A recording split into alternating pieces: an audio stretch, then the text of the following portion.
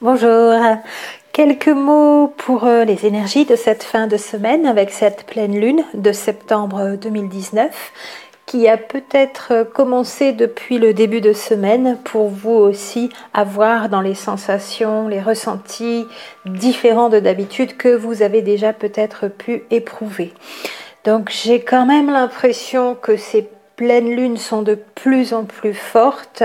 Alors moi j'évite toujours d'écouter les vidéos d'astrologie que j'adore, mais avant, pour ne pas être influencée. Par contre, parfois je les collectionne, je mets les liens de côté pour être sûre d'écouter telle ou telle vidéo, mais après, pour voir si ça correspond à ce que moi j'ai spontanément ressenti sans aucune influence. Donc là, j'ai noté depuis le début de la semaine. Il me semble que ça a commencé depuis lundi, c'est-à-dire quand même assez tôt, puisque particulièrement depuis l'année 2018, c'est surtout la journée de la pleine lune et 1, 2, voire jusqu'à 3 jours après, que pour moi les effets des pleines lunes se font sentir. Or, si ça commence avant, ça peut quand même annoncer que ça va être encore plus fort. Parce que ça va sûrement aussi continuer après 1, 2 ou 3 jours. Souvent, j'ai vu des pleines lunes, notamment en 2019, où j'avais l'impression que c'était un peu moins costaud qu'en 2018. Je m'étais dit, avant la pleine lune, bon, ben voilà, rien de spécial, les gens non plus, mon matériel marche à peu près, c'est à peu près comme d'habitude, il y a des coupures de Wi-Fi, mais rien d'extraordinaire, ou la voiture, pareil, des choses bizarres, mais rien de plus qu'habituellement. Et puis là, par exemple, cette semaine, il me semble qu'on a un cran de plus quand même dans l'intensité de cette pleine lune. Ce qui est normal, comme je vous l'ai marqué dans le titre, c'est une pleine lune en poisson. Alors normal entre guillemets, ce qui peut se comprendre puisque en poisson, côté émotionnel, ça risque d'y aller. Et donc, je vous en parlerai un petit peu après, mais quand j'ai intitulé ici comme des poissons dans l'eau, ça va dépendre de comment on est avant pour savoir comment on va se comporter dans l'eau en tant que poisson. En tout cas, dans ces énergies du poisson pour cette pleine lune. Donc, on avait cette pleine lune du 15 août, voilà, en comparaison, qui a été jolie, douce, lumineuse, agréable, un beau 15 août, encore une fois. J'ai jamais eu autant de beaux 15 août que ces 4 dernières années, 4 belles journées du 15 août, alors qu'avant le mois d'août, c'était pas forcément ça pour moi, et c'était pas toujours un mois de vacances. Là, ça l'a été, alors pas un mois, mais quelques jours, et un beau 15 août, une belle énergie de pleine lune, bien sûr, dans le signe du lion. Alors que là, on aura, alors, opposé au soleil qui était dans le signe du lion, bien sûr. Là, on a le soleil en vierge et la lune à l'opposé dans cette pleine lune dans le signe des poissons. Qu'est-ce qui va se passer? Encore une fois, ça va dépendre de l'état dans lequel vous êtes au quotidien, au long cours. Et si c'est pas fameux, c'est là que ça risque de plonger dans les émotions, c'est le cas de le dire, de plonger dans les eaux et dans les eaux profondes et dans les pleurs. Si vous le savez à l'avance, que vous avez fait le check-up sur votre état, vous pouvez vous préparer pour éviter que ce soit pénible, voire même que ça vous mette dans des jours qui vont suivre peu agréables et peu faciles à vivre. Donc en le sachant, vous prévenez. En tant que bon thérapeute en médecine holistique, je dis toujours, mieux vaut prévenir que guérir. L'adage est vrai pour tout le monde. Par contre, pour les personnes qui sont déjà allées un peu plus loin, qui sont bien entraînées, qui ont monté d'un cran, ce sera aussi un examen de passage, parce que pour moi, toutes les pleines lunes sont des examens de passage et donc des tests, puisque c'est un concentré des énergies dans le cycle de 28-29 jours. C'est le point culminant des énergies qui influencent le plus la Terre, ces énergies de la Lune. Et on n'est pas influencé que par les énergies de la Lune. Donc, en fonction des autres astres, des énergies cosmiques, de toutes ces énergies, nouveaux photons de lumière que nous prenons du centre de la galaxie, comme j'en ai parlé plusieurs fois sur la chaîne, tout cela se mélange et nous avons toutes ces énergies qui nous atteignent sur Terre. Mais l'énergie de la pleine lune est celle qui a le plus d'influence, qui est la plus proche en tout cas qui influence les marées, qui influence les cycles féminins, alors pas de la même façon pour toutes les femmes, j'en parlais aussi pour moi personnellement, mais qui a quand même ses influences. La pleine lune est le point culminant et c'est à ce moment-là qu'on en ressent plus les effets. Mais il y a des choses intéressantes aussi sur les jours de nouvelle lune, justement parce qu'on n'est plus sous l'influence des énergies culminantes de la pleine lune. À voir, donc moi je note quand j'ai envie, je m'y oblige pas non plus, et je vois ce qui se passe d'inhabituel, qui n'est pas comme les autres jours. Mais donc si on est plutôt dans une période maussade, qu'on sent déjà là depuis le début de semaine que ça arrive, que c'est tristounet, moi j'ai vu les gens un petit peu éteints ou surtout fonctionner comme des automates, ça c'est exacerbé chez moi parce que depuis toute petite je regarde, je dirais de manière globale, cette humanité avec des grands yeux ouverts en me disant mais ils font tout le temps tous la même chose de la même façon, on dirait des automates. Et oui, ça ce sont les programmations humaines, mais presque un demi-siècle après, depuis toute petite, donc j'observe et je constate toujours les mêmes comportements chez les plus jeunes et chez les moins jeunes. Donc moi je suis toujours à observer avec attention les gens et ils obéissent tous à une même énergie, encore plus dans ces moments de pleine lune d'ailleurs. Ils sont encore plus automatisés, robotisés. C'est quand même impressionnant dans le sens négatif. Ça peut être quand même un peu attristant de voir qu'il ne se passe rien de plus chez la plupart des êtres humains.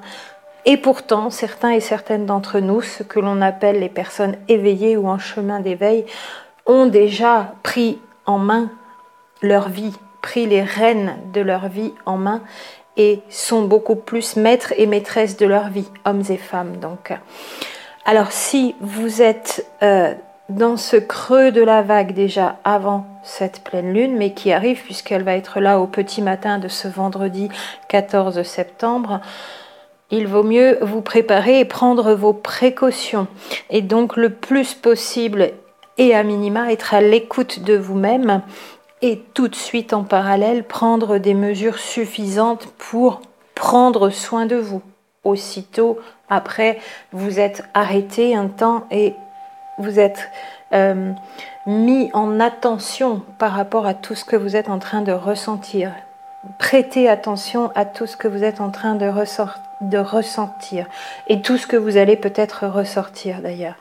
Parce que ces énergies concentrées qui sont un examen de passage à chaque fois peuvent être donc une étape à franchir et que l'on franchira soit dans la souffrance, encore une fois, un peu ou beaucoup, soit haut la main parce qu'on est bien exercé, entraîné. À l'inverse, plutôt que de se noyer dans les émotions, on a appris à nager, on a été depuis des décennies en entraînement intensif et on est devenus des poissons de compète qui savent même nager contre vents et marées, à contre-courant, même avec les courants les plus forts. Pas que ça nous plaise et que ça nous fasse rire, mais si ça se présente, on sait y faire. Et on sait garder la tête hors de l'eau.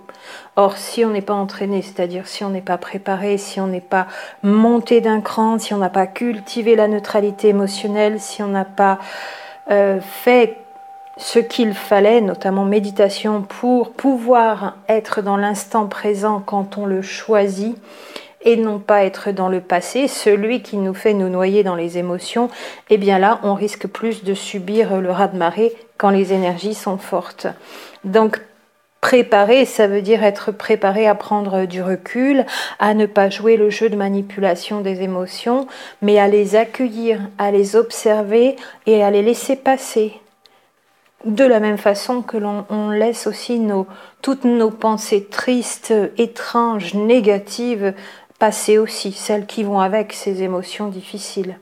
Et de les regarder pour ce qu'elles sont, ces émotions, de les observer, ces émotions et ces pensées pour ce qu'elles sont, avec détachement, parce qu'on se rend compte à ce moment-là qu'on est en train de pleurer sur le passé, aussi difficile et douloureux qu'il ait été. C'est du passé. On peut déprogrammer la souffrance et reprogrammer sur du joyeux et du lumineux, mais le passé est le passé. Il a bien eu lieu, c'est lui qui a fait notre histoire, c'est avec lui qu'on s'est construit. Donc maintenant, pour ce qui a été le plus difficile, ce qu'on n'a pas pu dire, ce qu'on n'a pas pu faire, ça on peut en rejouer une partie, même en visualisation. C'est ce que je vous apprends à faire quand on est en direct aussi, et ça marche bien à très très bien. On peut reprogrammer notre cerveau sur des fins heureuses, en reprenant l'histoire telle qu'elle a été, mais en rajoutant un scénario supplémentaire pour aller plus loin et faire en sorte que notre histoire s'implémente d'un dénouement heureux. Ou d'avoir pu dire, d'avoir pu parler, d'avoir pu être aidé. Mais le passé restera le passé. S'appesantir dessus, pleurer dessus ne changera pas le passé. On le sait, et pourtant, quand on est dans nos émotions, c'est qu'on fonctionne de manière conditionnée, comme un automate aussi d'ailleurs, à cause de notre passé qui nous a programmés. Dès qu'on s'arrête, dès qu'on en prend conscience, dès qu'on y prête attention, on désamorce, on déconnecte cette ritournelle du sentiment. Parce que tant qu'on est dans le passé, on n'est pas dans l'instant présent. Pour créer notre vie, puisque nous sommes les créateurs de notre vie à chaque instant, il y a nécessité d'être dans l'instant présent. En étant dans le passé, on ne crée pas notre vie, on ne crée pas notre réalité. Si nous nous laissons retenir par le passé, nous ne créons rien pour l'avenir. Nous vivons toujours dans nos mêmes façons d'être, dans nos mêmes réflexes, dans nos mêmes conditionnements, dans nos mêmes façons de faire et dans nos ressentiments, dans nos peines, dans le souvenir de nos échecs. Et nous ne créons rien du tout. Nous continuons de tourner en rond comme un hamster dans sa petite roue, dans sa cage, pour l'image. Alors, il est bon, selon ce que vous sentirez maintenant pour cette pleine lune pleine d'émotions, dans les poissons, dans le signe des poissons, du poisson, il est bon de laisser, de se laisser aller et de laisser aller tout ce qui va se passer, de se laisser aller à pleurer, on y est autorisé, sans que ça dure non plus des lustres, juste ce qu'il faut, pas s'y complaire, pas en rajouter, pas y rester, c'est-à-dire prendre soin de soi en mettant quand même tout ce qu'il faut à ce moment-là pour que ça ne dure pas trop longtemps, ces crises de pleurs. Mais sans réprimer les émotions, bien sûr. On les laisse remonter, sortir, couler, et on les regarde pour ce qu'elles sont. Et on se rend compte que c'est du passé. Et à chaque fois, et à chaque fois. Et ça passera beaucoup plus vite d'ailleurs. On peut voir finalement que ce qui est maintenant là, toutes ces émotions n'ont rien à faire dans cet instant présent. Ces émotions ne concernent pas l'instant présent. Dans l'instant présent, on vit autre chose. Et on peut donc voir ce passé avec un tout autre regard. Et on va finir même par se demander « Mais pourquoi je pleure ? J'ai déjà pleuré ça. Je ne referai pas ce passé. Combien de fois je vais le pleurer ? Combien de fois je vais y passer du temps, je vais descendre en vibration et je vais y mettre mon énergie plutôt que de mettre mon énergie dans la suite. Il y a vraiment besoin de prêter attention et de faire comprendre au mental que le passé est le passé, qu'il ne sera pas changé, qu'il a été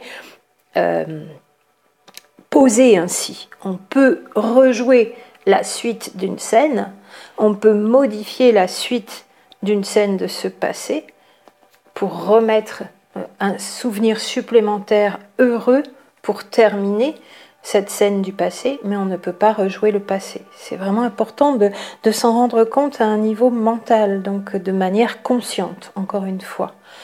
Et on va pouvoir maintenant consacrer toute notre énergie à l'instant présent. Donc c'est une pleine lune pour moi, examen de passage, période test, pour voir si, pour les personnes qui n'y étaient pas encore arrivées jusqu'à maintenant, on réussit à faire cela. Détacher de ces émotions. Oui, elles sont là. Oui, ça remonte. Oui, on pleure. Oui, on prend acte qu'on est encore dans le passé. Et qu'on n'a plus besoin d'y être. Surtout si on pleure encore des choses qu'on a déjà pleurées. Pleurer, ça fait du bien. Être reconnu comme ayant vécu quelque chose de difficile, de triste, de douloureux, d'inacceptable, ça fait du bien aussi de la part de l'extérieur d'être reconnu. Et puis si personne n'a encore reconnu la douleur que l'on a vécue, eh bien au moins on est en tête à tête avec la source, je dirais, pour avoir le droit soi-même de s'autoriser à laisser remonter ses émotions, les laisser s'exprimer. Mais normalement, une fois qu'elles sont exprimées, on les laisse passer et on les laisse au passé. Si on ne sait pas encore faire ça, on sera encore mis en test et encore un examen de passage. Et soit ça va passer, ce sera examen réussi, soit on sera recalé et on recommencera à la prochaine. Et de plus en plus fort comme ça, mais c'est aussi un entraînement. Cela dit, quand on s'aperçoit qu'on n'est pas encore en train de nager comme un poisson dans l'eau et de bien garder la tête hors de l'eau, il y a donc des choses à faire et des choses à mettre en place. C'est ce que va nous montrer encore cette pleine lune pour moi, où on en est par rapport à nos émotions, comment on est encore en train de cultiver, d'entretenir l'illusion de choses qui ne sont plus